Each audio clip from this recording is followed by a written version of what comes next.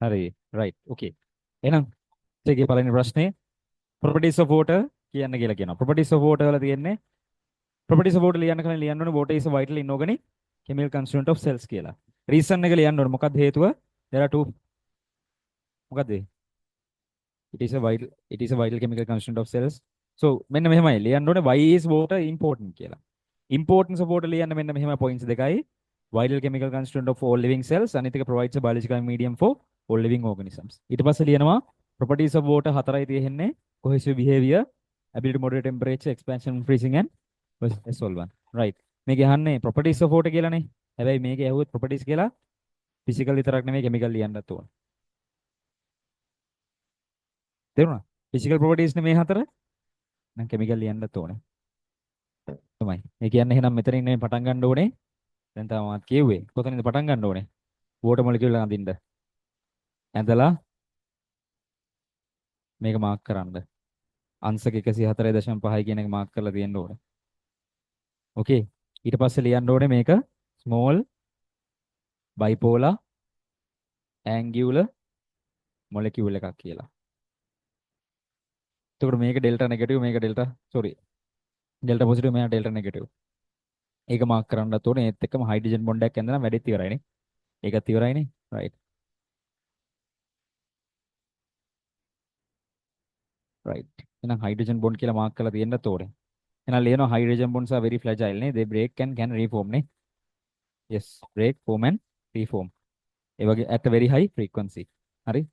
ඒත් එක්කම ලියනවා මේ yes hydrogen bonds හදුවා polarity is the uneven distribution of charges due to the difference between their electronegativities කියලා ලියන්න ඕනේ. ඊට පස්සේ තමයි එන්නේ properties of water වලට cohesive behavior යටතේ ලියන්න ඕනේ what is between water molecules.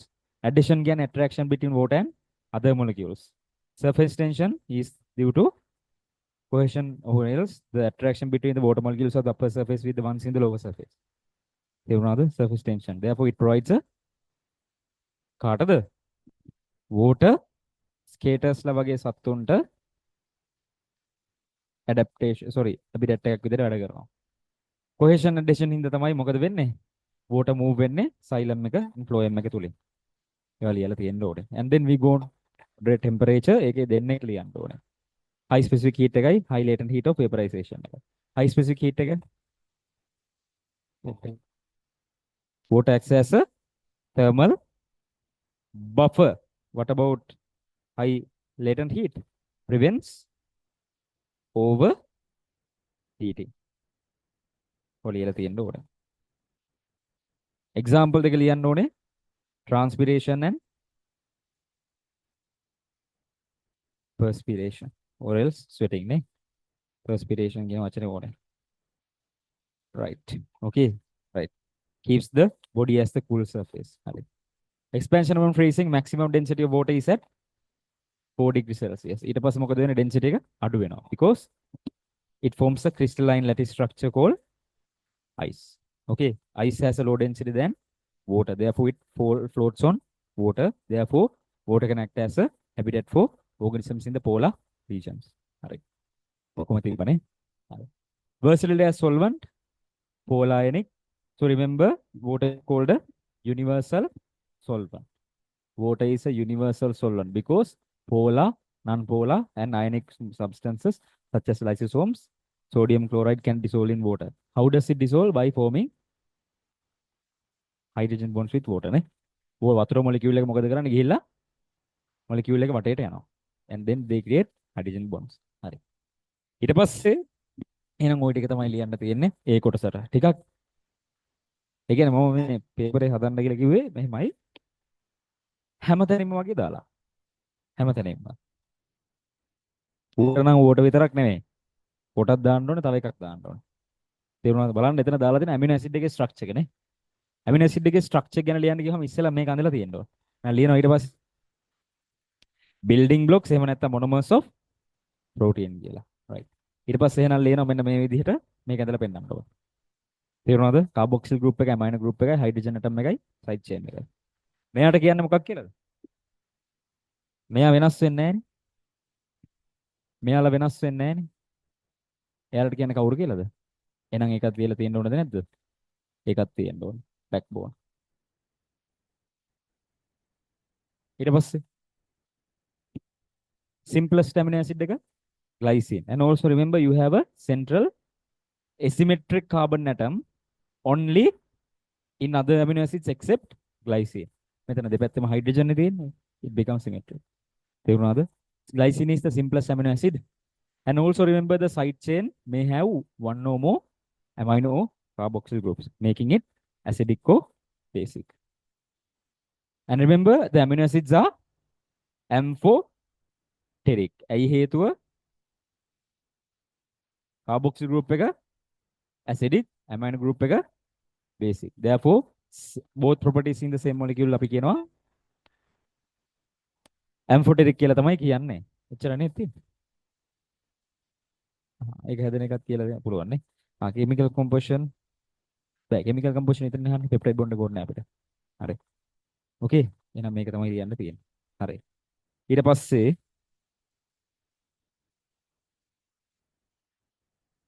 ඇතිනේ. right? Okay. ඊළඟට කියනවා Calvin cycle explain කරන්නලු. නියමයි. ඔක්කොම ටික තියෙනවා නේ. right. හරි. ටිකක් වේගෙන් යනවා. එතකොට ඉක්මනට ඉවරයිනේ හැබැයි ඔයාලා points ටික ඔක්කොම බලන්න පුතා. මම මේවා ලියලා තියෙනවද නැද්ද කියලා. හරි.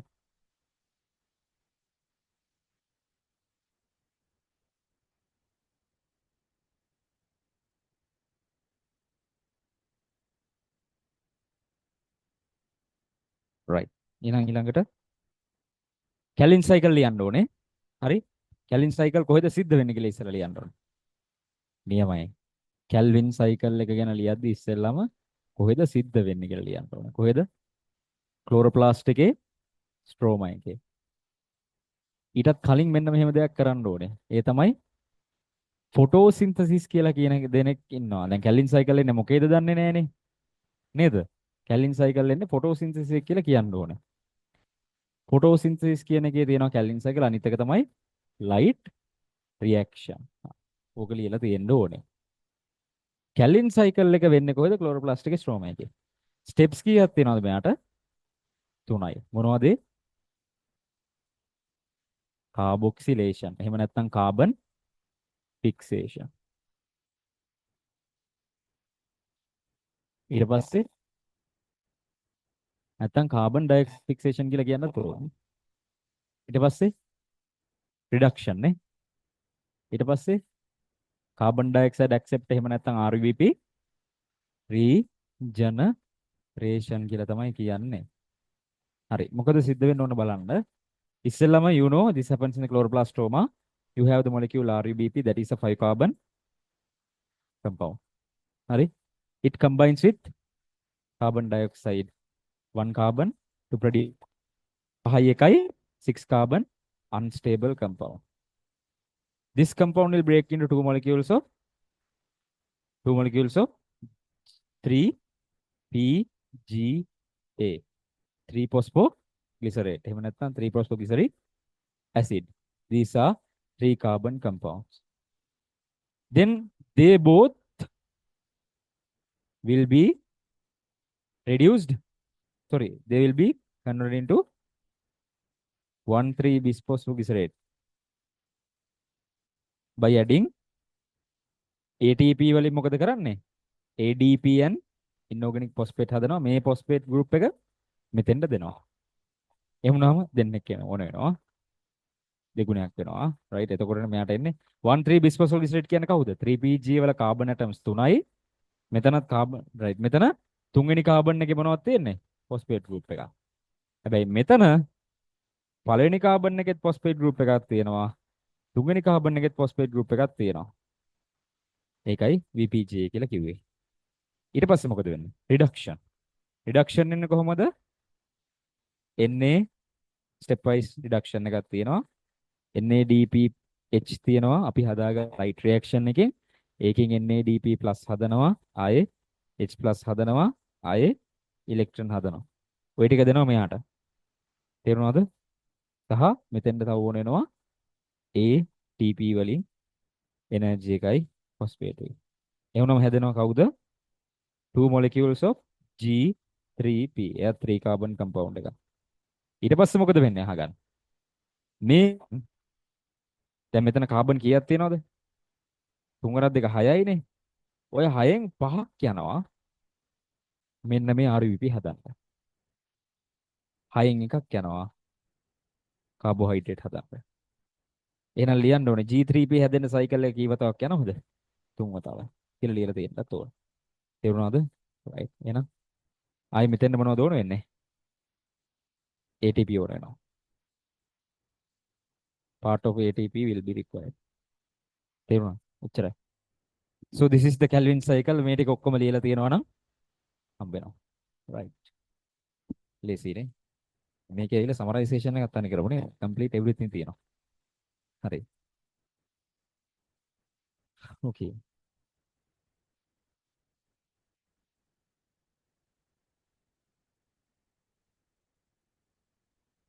right.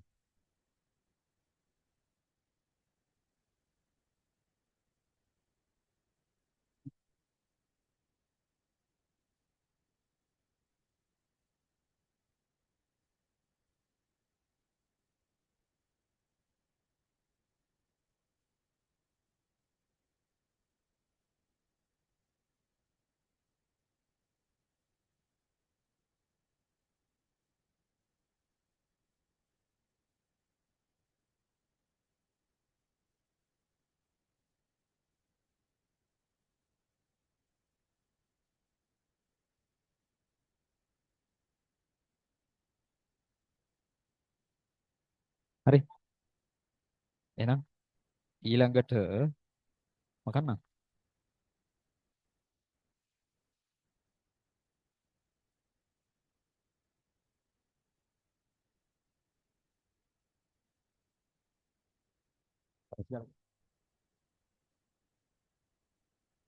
මතකෙන් ඇඳලා ගොඩයි. මේ කියන්නේ මේක නිකන් මතකෙන් ඇඳලා ලිව්වනම් ඉතින් ආය අමතක වෙන්නේ නැහැ කිසිම දෙයක් නේ. ඒකයි මම කියන්නේ අමතක වෙන්නේ නැහැ. මේ කොම ටික තියාගන්න. තේරුණාද? හරි. හරි. ඊළඟ එක අහනවා explain the process of cellular respiration that takes place in the absence of molecular oxygen. Absence of molecular oxygen නම් සිද්ධ වෙන්නේ මොකද්ද? anaerobic. right. ඉස්සෙල්ලම කොහොමද මේකට ආරම්භයක් ගන්නෙ? ඒකටත් මෙන්න මේ වගේ ආරම්භයක් ගන්න. ඒ කියන්නේ anaerobic respiration. ඒකට කලින් respiration කියන්නේ මොකද්ද කියලා ලියලා ඉන්න. තේරුණාද? anaerobic respiration කියන්නේ respiration වර්ගයක්. එහෙම ලියනවා අපි. හරි. එහෙනම් ඔන්න ඊළඟ එක අපි දන්නවා cellular respiration ගැන. cellular respiration එක වර්ග දෙකයි. O2 තියෙනවා නම් aerobic,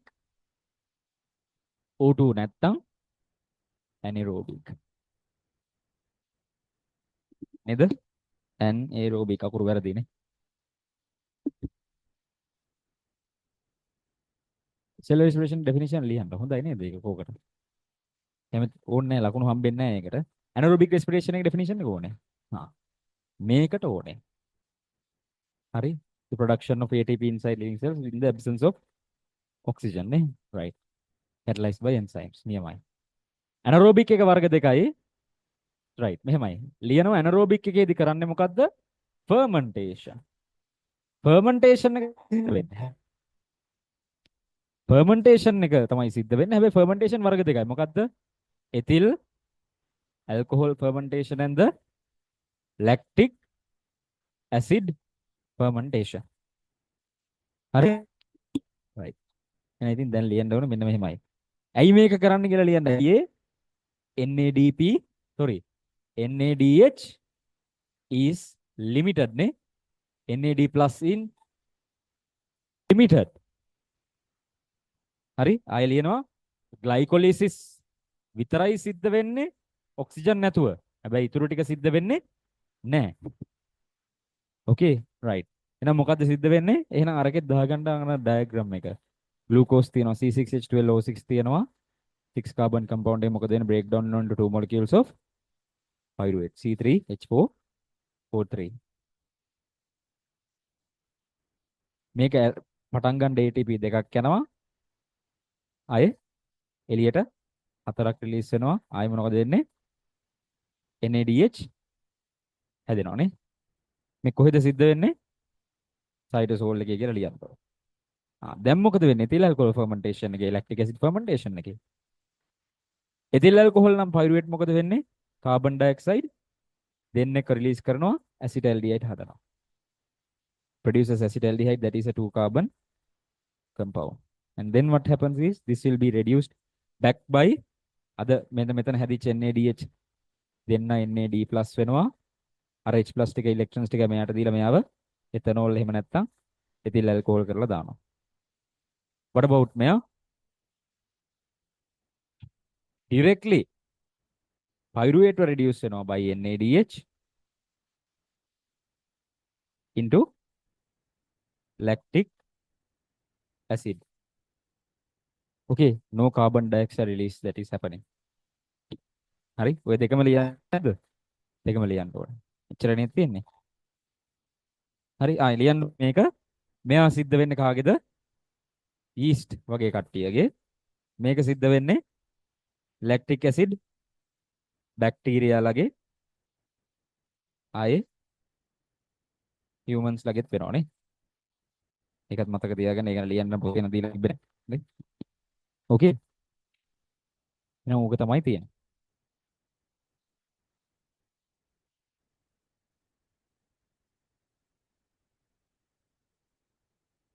දැන් මේව මේ විදිහට ගහගත්තා නම් ආයෙත් ලියන එක කජු තමයිනේ. කිරි කජු තමයි. ඒකට මේවා නම් කිරි කජුය බැරි නම් ගිහින් කොමස් කරන්න තමයි කියන්න තියෙන්නේ. කවුද කියන්නේ? Professor Rosa. හරි.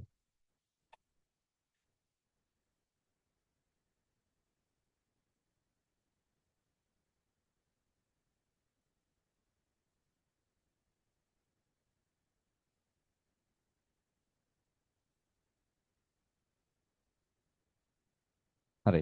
ඊට පස්සේ අහනවා ground tissue එක ගැන ලියන්න කියලා. right. so you know එහෙනම් ඉස්සෙල්ලම පටන් ගන්න මෙන්න මෙහෙමයි. plant tissue එක ගත්තොත් එහෙම තුනකට බෙදලා තියෙනවා කියලා ලියන්න. මොනවද? epidermal tissue අනිත් එක ground tissue අනිත් එක vascular tissue.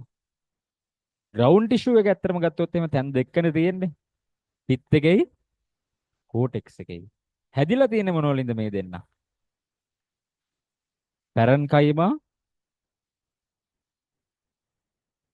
කොලන්කයිමා ආයේ ස්ක්ලෙරන් කයිමා වල. හරිද? okay. හරිනේ? දැන් එහෙනම් pith එකේ ෆන්ක්ෂන් එක මොකද්ද? මේ දෙනේ ෆන්ක්ෂන් මොකද්ද? fills the gap between dermal and vascular tissue නේ. right. what are the other functions? storage, short distance එහෙම නැත්නම් radial transport. right. short distance transport ආයේ support ආයේ photosynthesis. ඔය ටිකනේ තියෙන්නේ. right. ඒක මොකද කරන්නේ? ඉස්සෙල්ලාම අපි දුන්නා නේද මතකද ටේබල් එක? තුන්දෙනා බෙදලා ඩයග්‍රෑම් එක අඳින්න අනිවාර්යෙන්. ඩයග්‍රෑම් අඳින්න ඕන. හරි. පැරන් කයිමක්. එක සෙල් එකකට වැඩි අඳින්න තියෙන්න ඕනේ. නැත්නම් දෙන්නේ නැහැ ලකුණු. හරිනේ? මතකයි මං කිව්වා. intercellular spaces මේ මාක් කරන්න ඕනේ. nucleus, cytoplasm, vacuole මාක් කරලා තියෙන්න ඕනේ. intercellular spaces මාක් කරලා තියෙන්න ඕනේ. කොලන් කයිම වල elongated polygonal cells තියෙන මතකද? and they have tightly packed cells with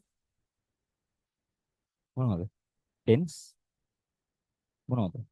primary cell walls are thickened at the corners නේ. මතකනේ? ඒක තිබ්බද? තිබ්බනේ? හරි. ස්ක්ලෙරන් කයිම ගත්තොත් they are dead cells නේ.